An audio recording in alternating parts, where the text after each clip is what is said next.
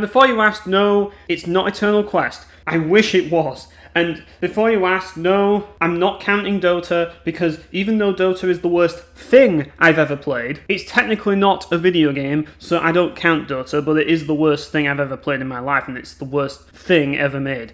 Now, the worst game ever made is going to be sort of related to Dota, because it's tied to a game that's actually tied to this game that I want to talk about. And the worst game ever made is a game that I spent quite a long time playing. And that game is World of Warcraft. You see, here's the deal.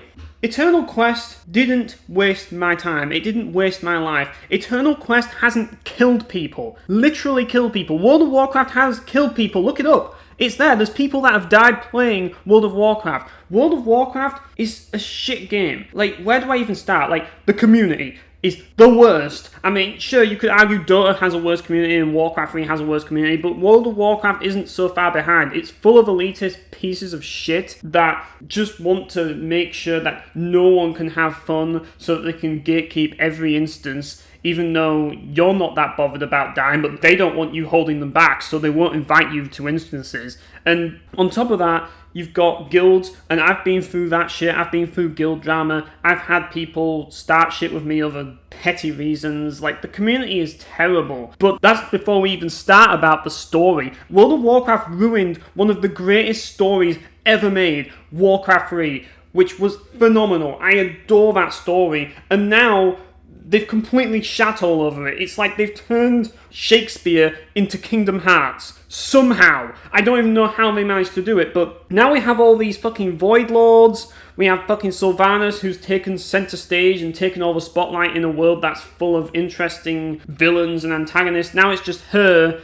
And then you've got the fucking Shadowlands, which makes no sense whatsoever. Like, the whole fucking Lich King's crown opening the portal to another world was just bullshit, and they just pulled it right out of their ass because they had no fucking ideas as to where to go next.